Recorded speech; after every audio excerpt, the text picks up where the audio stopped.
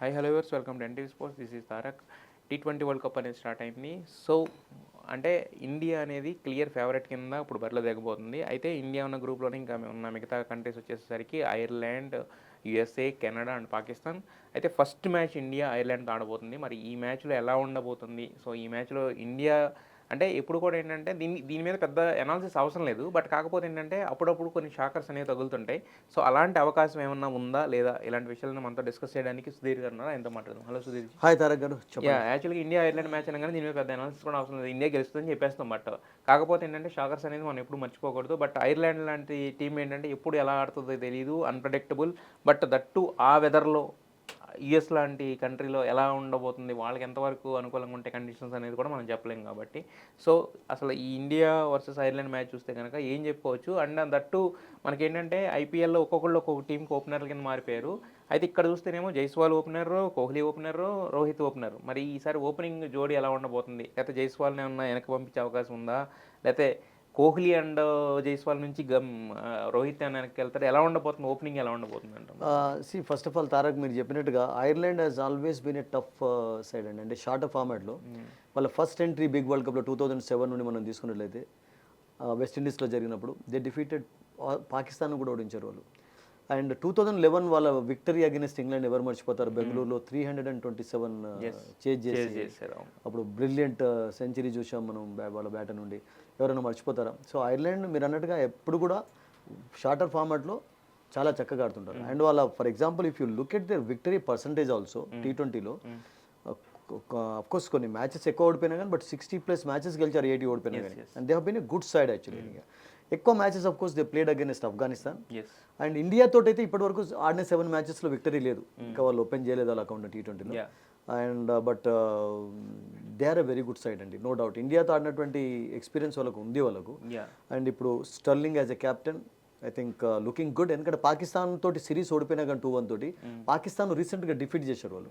So ఆ confidence కూడా carry అవుతుంది. And Pakistan also is in this group actually, ఈ గ్రూప్లో ఉన్నారు. సో మీకు వాళ్ళకు డాక్టర్లు కానివ్వండి, టెక్కర్, తర్వాత మీకు జోస్ లిటిల్ ఇండియాలో ఆడిన ఎక్స్పీరియన్స్ అతనికి ఉంది. Couple of left hand bowlers ఉండడం కూడా, ఒక స్పిన్నర్ ఒక పేస్మెన్, వాళ్ళకి ప్లస్ పాయింట్ అవుతుంది. మీరు అన్నారు ఇప్పుడు విరాట్ కోహ్లీ ఇప్పుడు యాజ్ అన్ ఓపెనర్గా ఆడితే బాగుంటుందా అన్నట్టు రిపోర్ట్స్ మనం చదువుతున్నాను.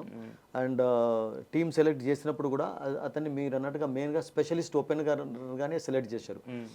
బట్ ఇక్కడ ఆప్షన్స్ ఇంకా సంజు సామ్సన్ కూడా చేయవచ్చు ఓపెనింగ్, అతనికి కూడా ఛాన్స్ ఉంది. అండ్ రాహుల్ ఎప్పుడైతే రాహుల్ కాకుండా తనే తీసుకున్నాడో. బట్ కానీ సంజు సామ్సన్ అంటే మనం ఐపీఎల్లో కూడా చూసాం, అతను సెకండ్ డౌన్ థర్డ్ డౌన్లో కూడా వచ్చి సేమ్ అదే కన్సిస్టెన్సీగా ఆడాడు కావచ్చు. అంటే ఇప్పుడు ఫస్ట్ మ్యాచ్ ఐర్లాండ్తో జరుగుతుంది కనుక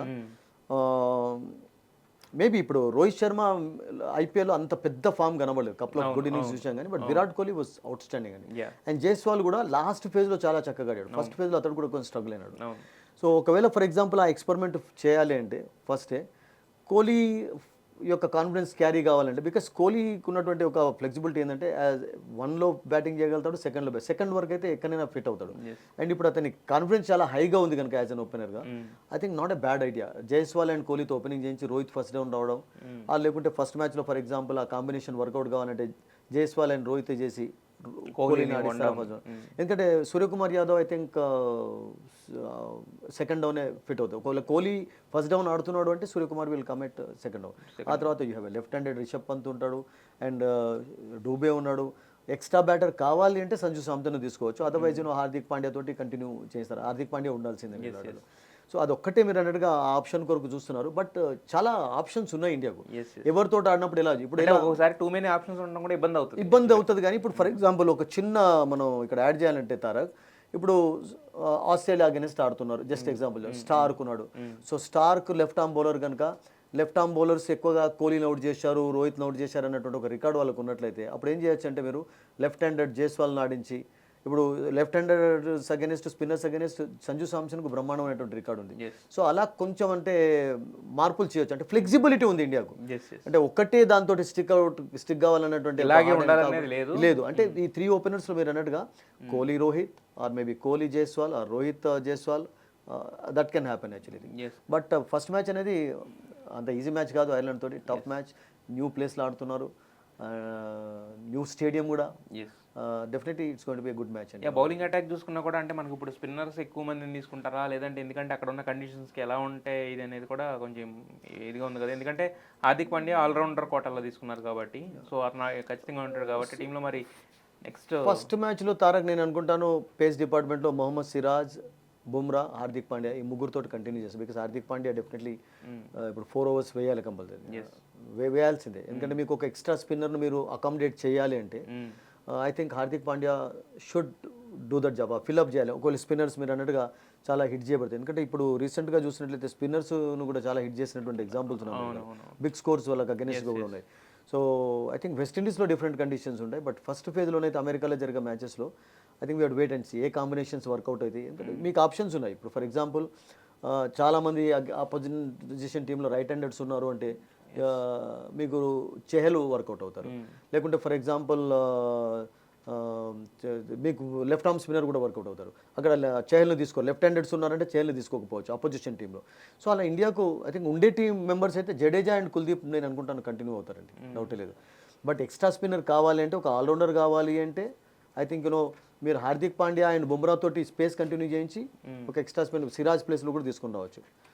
దట్ ఆప్షన్ ఈస్ దేర్. ఎందుకంటే శివం డుబే కూడా మీకు ఈ కెన్ బౌల్ మీడియం పేస్ కూడా కొంచెం వేయగలుగుతాడు, ఆ ఆప్షన్ కూడా ఉంది. బట్ కాకపోతే అంటే యూఎస్లో ఉన్న కండిషన్స్లో మనకి స్పిన్ అనేది ఫస్ట్ ఇప్పుడు ఐజన్ పార్క్లో జరిగే మ్యాచ్లో అది ఐ థింక్ అడిలేడ్ నుండి తీసుకొచ్చినటువంటి డ్రాప్ ఇన్ పిచెస్ ఇవి. So Adelaide if you go by history also it's very famous for spinners actually. But first ఫేజ్లో ఎందుకంటే ఇప్పుడు అమెరికాలో ఇప్పుడే సమ్మర్ స్టార్ట్ అయింది, వింటర్ అయిపోయి సమ్మర్ స్టార్ట్ అయింది. మొన్నటి వరకు టోటల్గా ఐస్లో బర్ఫ్లో ఉన్నటువంటి స్టేడియం అది, అండ్ ఇప్పుడు యాక్షన్ చూడబోతున్నాం మనం. దాని ప్రభావం ఏమైనా స్టార్టింగ్లో ఉంటుందా వెయిట్ వెయిట్ అండ్, ఎందుకంటే ఎర్లీ సమ్మర్లోనే మ్యాచెస్ జరుగుతున్నాయి కనుక మీరు అన్నట్టుగా కండిషన్స్ను కంపేర్ చేసినట్లయితే టెక్సాస్, కాలిఫోర్నియా తోటి ఐ థింక్ న్యూయార్క్లో కొంచెం విండ్ ఎక్కువగా ఉంటుంది, చలి ఎక్కువగా ఉంటుంది, అంటే ఎక్కువ లాంగర్ టైం వరకు ఉంటుంది. బట్ ఐ థింక్ ఆ ప్రభావం అయితే ఎక్కువగా ఉండకపోవచ్చు, బికాస్ సమ్మర్స్ కూడా చాలా హాట్గా ఉంటాయి న్యూయార్క్లో. అదే మొత్తం మీరు చెప్తున్న దాన్ని బట్టి చూస్తే అంటే మనకంటే ఇండియాకి అంటే ఇలాగే ఆడాలి ఇదనే లేదు, ఐపీఎల్లో ఇచ్చిన ఫ్లెక్సిబిలిటీ అది బేసిక్గా. అంటే ఎవరు ఎక్కడైనా ఫిట్ అవుతారు, ఎవరో దేంట్లో అయినా చేయగలుగుతారని. బట్ కాకపోతే మీరు అన్నట్టు అక్కడ ఉన్న కండిషన్స్ని బట్టి ఫస్ట్ మ్యాచ్ అయిన తర్వాతే జనాలు కూడా అదొకటి ఏంటంటే ఇంకా ఎక్కువ ప్రాక్టీస్ మ్యాచెస్ ఆడే ఛాన్స్ లభించలేదు, బికాస్ ఐపీఎల్లో ఉన్న ప్లేయర్స్ అది కావడం. విరాట్ కోహ్లీ కూడా కొంచెం లేట్గా నిన్ననే అరైవ్డ్ యాక్చువల్లీ, అండ్ ఐర్లాండ్ వాళ్ళు మాత్రమే కొంచెం ఇక్కడ వచ్చి కొంచెం సెట్ అయి ఉన్నారు వాళ్ళు. అండ్ పాకిస్తాన్ లేట్గా వచ్చింది. ఇప్పుడు వాళ్ళు ఫస్ట్ మ్యాచ్ 6th ఆడిన తర్వాత వాళ్ళు 9th రోజు ఇండియా తోటి ఇదే ప్లేస్ ఆడాలి, అండ్ వాళ్ళు they have to travel. India ఒకే చోట్ల ఉంటుంది కానీ but they have to travel from Texas to New York travel కావాలి. సో వాళ్ళు డిఫరెంట్ కండిషన్స్లో ఆడతారు. So just first couple of matches అయినాక ఐ థింక్ కండిషన్స్ కొంచెం డ్రై అవుతున్నాయి, ఎందుకంటే ఇప్పుడు వింటర్ అయిపోయి కొంచెం సమ్మర్ స్టార్ట్ అయింది కనుక న్యూయార్క్లో కూడా I think we're going to see hot conditions. మీరు చెప్పిన దాన్ని బట్టి మొత్తానికి అంటే టీమిండియా అయితే ఇప్పటికీ కూడా ఒక దుర్భేద్యమైన జట్టే. బట్ కాకపోతే ఏంటంటే ఐర్లాండ్ని తక్కువ అంచనా వేయకూడదు. సో మరి ఆ రోజు ఎలాంటి క్రికెట్ చూడబోతున్నాం, సో ఇద్దరి మధ్య టఫ్ ఫైట్ అనిస్తుందా? ఇప్పటివరకు మీరు అన్నారు ఆల్రెడీ ఇంతకుముందు ఇంగ్లాండ్ని ఓడించింది, పాకిస్తాన్ కూడా ఓడించింది, మరి అని ఇండియాని ఓడిస్తుందా, లేదంటే ఇండియా చేతిలో మళ్ళీ బిగ్ వరల్డ్ కప్స్ లో వాళ్ళకి మంచి రికార్డు. అండ్ అలాగా రీసెంట్ గా జరిగిన సిరీస్ లో కూడా పాకిస్తాన్ ఒక మ్యాచ్ లో ఓడించారు, and that against India. I still remember India series ఆడుతున్నప్పుడు 225 ఇండియా చేస్తే ఐర్లాండ్ కేమ్ వెరీ క్లోజ్, మనం 221 స్కోర్ చేసి దగ్గర కూడా వచ్చారు. దట్ ఆల్సో ఈజ్ స్టిల్ వాళ్ళ మైండ్ లో ఉంటుంది అది, అంటే ఒక మంచి ఫైట్ ఇవ్వగలిగామని చెప్పి. మంచి ప్లేయర్స్ కూడా ఉన్నారు. Sterling as a captain they can spring a surprise, who knows. But India is of course definitely strong team. కాకపోతే మనకున్న రిసోర్సెస్ చూస్తే కనుక ఖచ్చితంగా ఈసారి ఇండియా టైటిల్ ఫేవరెట్ కాబట్టి ఖచ్చితంగా ఫస్ట్ మ్యాచ్లో విజయం సాధించాలని, అలాగే సూపర్ 8కి వెళ్ళాలని, అలాగే ఈ సారి కప్పుడు సపోర్టర్స్ కూడా ఇండియాకి ఎక్కువ ఫేవర్గా ఉంటారు అక్కడ. మీరు ఎవరితో ఆడే కానీ, బికాస్ లాట్ ఆఫ్ ఇండియన్స్ ఉన్నారు కనుక. పాకిస్తాన్ పాపులేషన్ కూడా ఉంది, లేదని కాదు, ఈ మధ్యలో కొంచెం పెరుగుతూ వచ్చింది. But I think lot of blue flags will be seen there in your for the first match. All the best team India, and thanks for your analysis. Thank you అండి.